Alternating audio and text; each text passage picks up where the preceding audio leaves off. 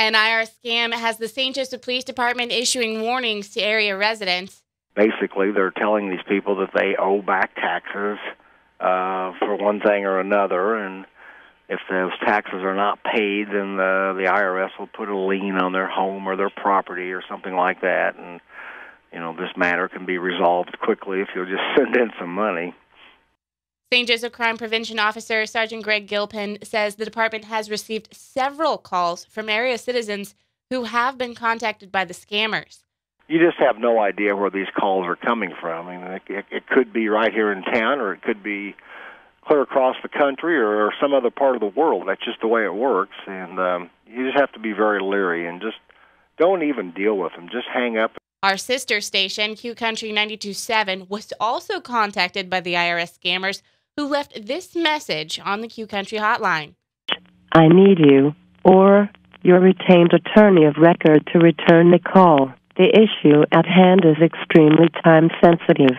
I am Officer Julie Smith from Internal Revenue Service. Don't disregard this message, and do return the call before we take any action against you. Goodbye and take care.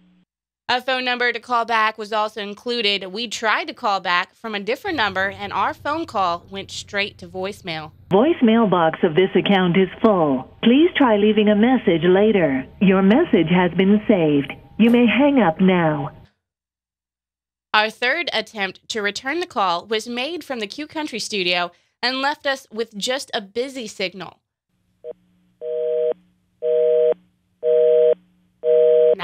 However, the scammers have already made several attempts to contact someone at that number. I just tell you to hang up the phone. Just don't even listen to their, once they start asking personal questions and stuff like that, and it to be totally out of line. Just hang up the phone and don't even talk to them.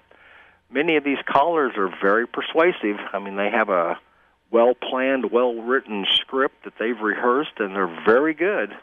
They can really sound legit, and so you need to just be cautious. But if you think it's a scam, simply hang up.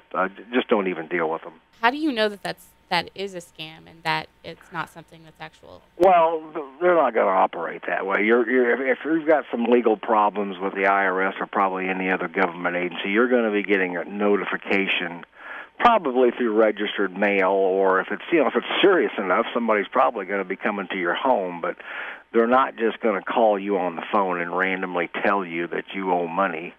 Gilpin says scams like this usually take place around tax season.